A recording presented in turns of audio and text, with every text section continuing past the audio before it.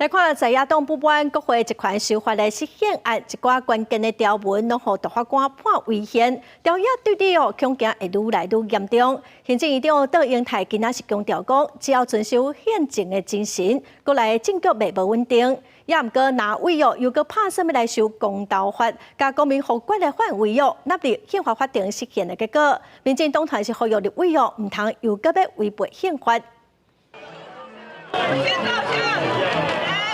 行政院长邓英泰、立法院长韩国瑜抱囡仔伫议场的门口口做伙翕相，度过西洋的几仔节。恐惊是两院最近真罕见温暖的时刻，因为国会这款修法修宪案判部分违宪，引发在野不满，加上总预算又完卡条例，恐惊互条约的对立更较严重。不过，家己比如是动画吉卡哇小巴的邓英泰，又完保持信心。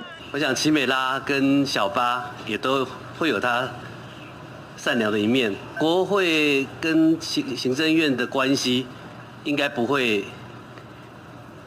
有不好的改变的。那这个宪政的设计绝对不会让国内的政局更不稳定。修宪案的风波还未煞，国民党的立委赖士宝讲要提出修法和公道法的项目，伫公民互决的范围列入宪法法定的实现结果，强调用人民的力量阻挡大法官变作宪政的怪兽。不过，民进党团是回击讲，立委行使职权爱遵守宪法，呼吁立委莫一直违宪。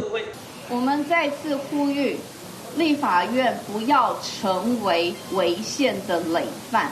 他们提出违宪法案，被判违宪，现在就来修法毁宪。我对这个释宪就极度不满意了，就大法官已经成为当政者的打手，朝野就再到立法院来，针对要改革，那怎么修，大家共同面对。条约继续攻防修宪案的结果，外界烦恼讲影响到总预算的进度。邓英泰11月初1要到立法院说明总预算，敢会当说服在野立委，和总预算案会当复委实质审查，外界是真关注。记者综合报道。